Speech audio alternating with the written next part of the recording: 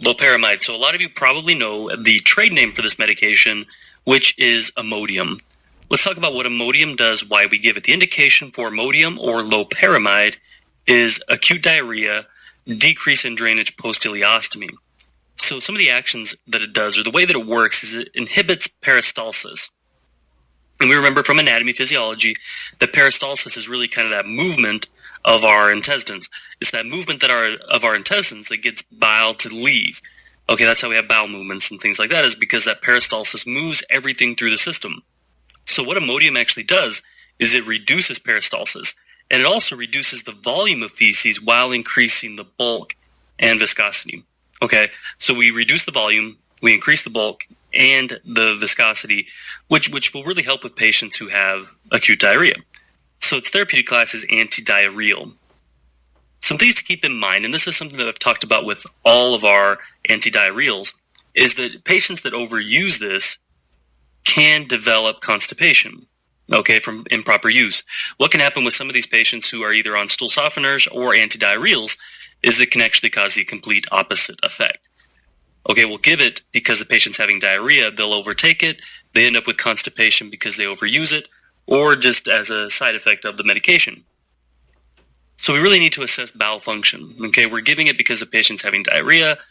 We give them the antidiarrheal. We need to assess bowel function, see if it's improved, and see if it's having the effect that it's having without having too much effect, or without not having any effect at all. A really important thing to keep in mind too with patients that have diarrhea is that we need to really assess fluid and electrolyte levels. When patients have diarrhea, they can lose a lot of potassium through the stool. That loss of potassium can create acid-base imbalances, okay? And when we get to hypokalemia, we can cause cardiac arrhythmias, we can cause acid-base imbalances, so it's really important that we're monitoring our fluid and electrolytes, okay? We need to make sure they're not losing too much fluid as well. We need to make sure that they're properly hydrated. That's the biggest problem with vomiting and diarrhea, is the patient can lose a lot of fluid.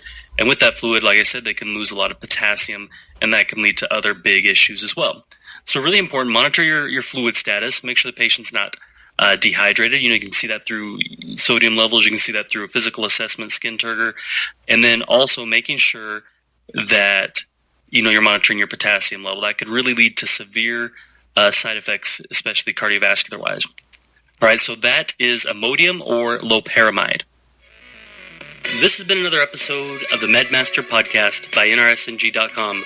My name is John Haas, RNCCRN. To keep learning going, head over to NRSNG.com/50meds to get our free cheat sheet covering the 50 most commonly prescribed medications. That's NRSNG.com/50meds. You guys know what time it is now. It's time to go out and be your best self today. Happy nursing.